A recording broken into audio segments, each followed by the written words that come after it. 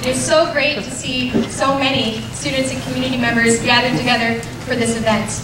My name is Miles, and I'm the state chair of the Minnesota State University Student Association. We represent about 70,000 students that go to the 7 state universities. Very glad to have you here tonight. Without much further ado, it's my great honor to introduce moderators Gary Eichten and Pete Steiners and our candidates Ellen Quist and Tim Walz.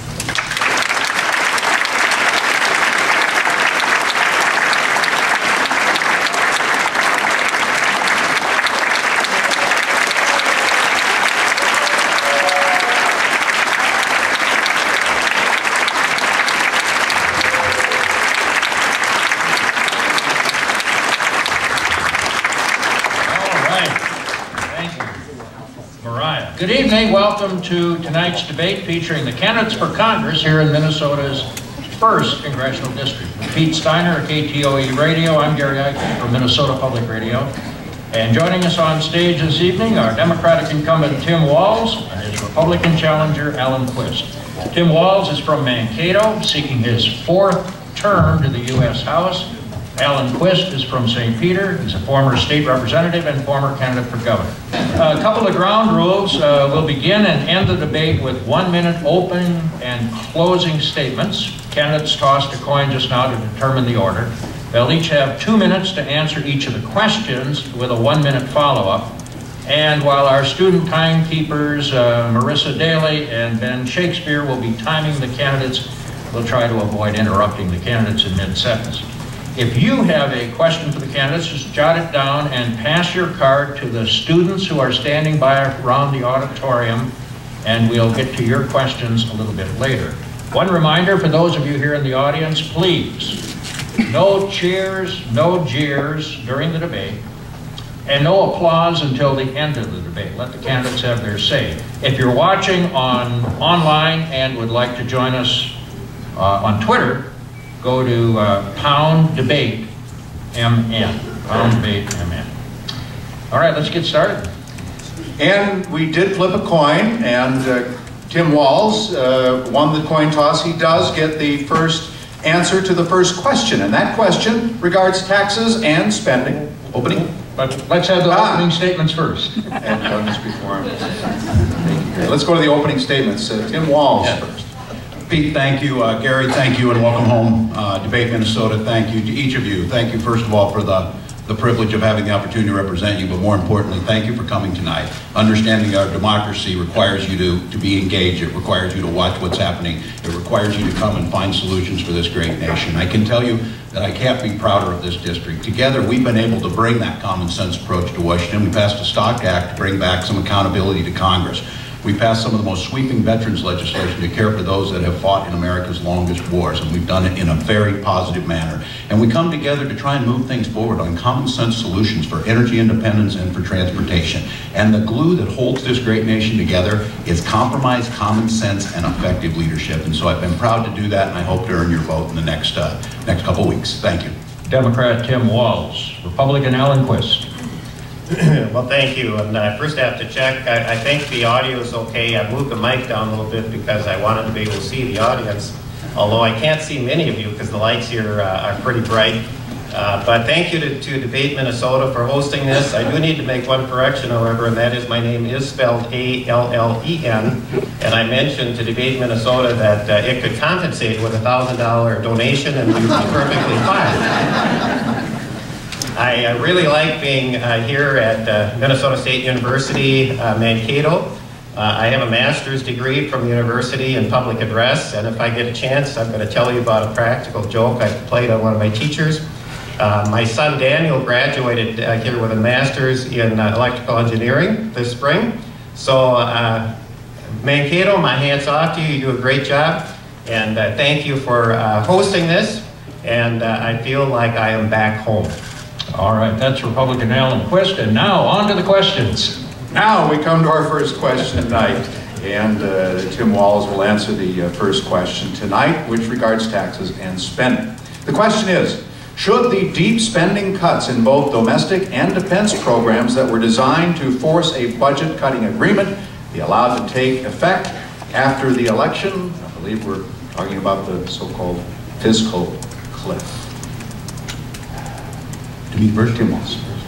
First of all, sequestration, it was because we couldn't compromise, we came up with the worst possible form of legislating. Instead of doing things smart with cutting programs that aren't delivering what they're supposed to do, making sure we're reducing that, but keeping the programs that return money to us, that are investments in our future, whether that be education, transportation, or scientific research. What we did with this, because we couldn't agree, we simply sequestered the money, put it together. We cannot allow that to stand. We need to do our job. We need to make the tough choices that need to be made, and it can be done in a balanced approach. We can avoid the fiscal cliff by doing some very smart things, reducing spending back down to historic levels, making sure that the revenues match where we're at, and making sure we have a clear understanding that the only way to get there is the combination of both without hurting the growth in the economy. So no, we can do it smarter. I voted for $2 trillion in cuts, that's all this is, but I actually advocated for 4 and voted for that. We can do better, we can do bigger.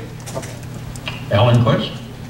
Well, I'm delighted we're going to start off on a question where we have some agreement, and hopefully it's not the only one, but I too am abhorred at the thought of the fiscal cliff, and it does represent a failure of the present Congress.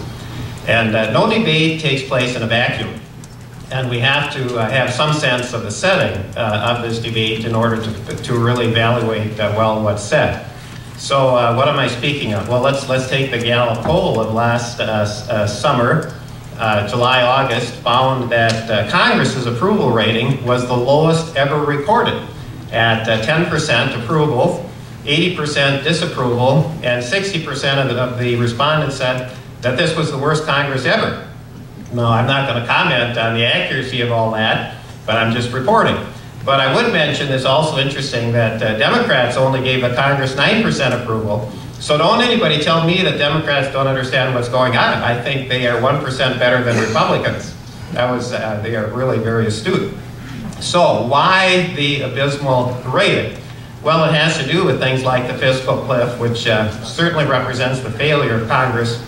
But I don't think that's the biggest failure. I think the biggest failure is the extraordinary deficit now of over $16 trillion, to which we're adding over $1 trillion a year. And ladies and gentlemen, this is Banana Republic type of economics. I mean, it is hard to believe that this is going on in the United States of America, but it is. And so we're looking at, when we consider this deficit, we're looking at extraordinary irresponsibility on the part of Congress and the presidents. And I am here instead of being on my combine for one reason. I want to do my part to try to get this train turned around and going in the right direction. Tim Walz, follow-up? Well, first of all, I heard there's 9% approval of Congress. I wonder who those 9 are. I'm curious who those might be. This Congress hasn't done anything. That's because the idea of compromise has become a vile approach to things, that you can't get to this. We can't get a farm bill done. We can't get a transportation bill done. We couldn't agree it's Tuesday night in some cases on that. But the approach I take on it is, we got a Stock Act through that held Congress accountable. We passed up the 29 bills that passed in the last 6 months through Congress. 4 of them were my bills in a bipartisan manner to improve the lives and the educational and the opportunities for employment of our veterans.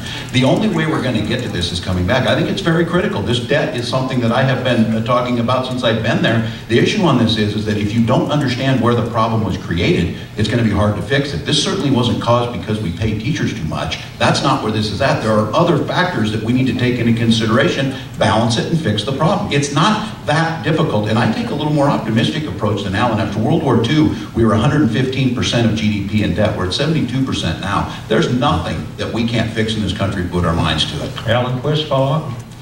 Well, I knew we'd differ on something, and here we go. Tim Walz minimizes the debt, and I think that's a mistake. I think the debt is a huge problem, and for you students, I want you to keep in mind that this debt is being passed on to you. Okay? How many of you think we should keep spending money we don't have? I know I can't see well past the lights, but I'm not seeing any hands. Of course, we cannot keep spending money that we don't have. This is extraordinary irresponsibility. Now, I also differ with Mr. Walz as far as the reason for this. He says lack of bipartisanship, lack of compromise. It's much deeper than that, much deeper than that. So what is wrong? Number one, what's wrong is we have an unwillingness of this Congress to be responsible. And the debt is proof number one, positive of that. This Congress is unwilling to be responsible. It has created a lack of trust, and I want to give some examples of that, and they're pretty sensational when I get a chance. And we have a lack of commitment to limited government, and we have to deal with that as well. So we're talking about spending cuts. Another part of the fiscal cliff has to do with tax increases. Massive tax increases are scheduled to take effect at the end of this year. Somebody estimated it would be about $2,000 for the average middle-income family. Alan Quist, should any tax increases be part of an overall budget solution? No, they should not. And the reason I say that is I'm totally pragmatic, and I want you to know I've been a teacher much of my life, but I make my living running a farm near St. Peter. I also make my living in investments. I understand economics, I understand the farm economy, I understand a balance sheet, I understand what makes things tick.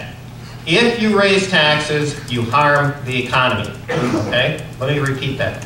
If you raise taxes, you harm the economy. And you are avoiding making the real decisions that you need to make. Now, Mr. Walz and I are going to disagree on how to get the economy growing. He, in the other debates, has said that we need to spend more, you need government intervention and the like. My approach is exactly the opposite. I believe we have to get government out of the way, and we have to free up the lion of free enterprise. How are we going to balance the budget? How are we going to get our financial house in order? Is it through raising taxes? It is not. It is by unleashing the lion of free enterprise. Now, about 2 weeks ago, I looked at the U.S. Chamber of Commerce website, and on that website was reported the results of a poll of small businesses. Small businesses were asked 2 questions. Number 1, do you intend to add jobs? Number 2, if not, why not? 80% of small businesses said they intended to add no jobs. 8% said they were going to cut. Okay, that's pretty bad news, and it indicates an anemic recovery. Second question: what is preventing you from adding jobs? Main answer: 72% said the Unaffordable Care Act is what is preventing us from adding jobs. Why? It's more expense, it's more bureaucracy, more paperwork, and more uncertainty.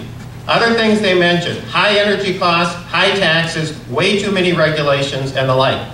If we are going to balance the budget, we have to unleash the lion of free enterprise. To do that, government needs to get out of the way. Jim Walz, should any tax increases that are scheduled to take effect be allowed to take effect at the end of the year? Not on middle-class earners, but I'd like to say when I talk to small businesses, you know what they tell me if I ask them what one thing would you wish for if you could have it? They say more customers.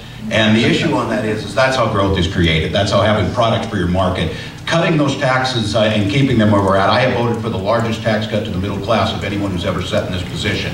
Making sure the middle class has a disposable income, that aggregate income, 80% of our economy is predicated on consumer spending. Make sure they have it. The top 2% of their historic lows, as we simultaneously fought a war and did Medicare Part D without paying for it, we created this massive deficit. Half of the deficit was wars and the tax cut, right off the bat. That's where half of the deficit came from. So those top 2%, now this is a theory.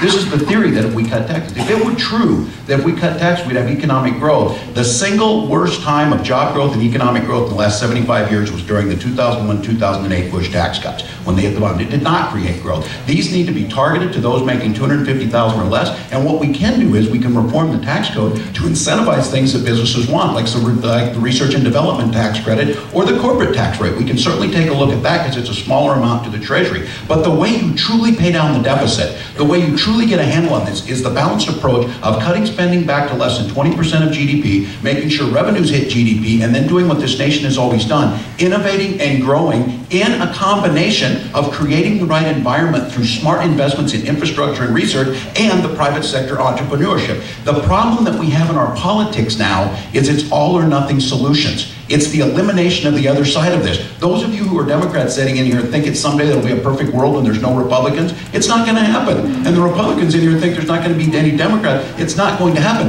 The strength is there's good ideas out of both sides, compromise them together. We should be leading the world in energy efficiencies and working towards renewable energies. That's the place you create jobs.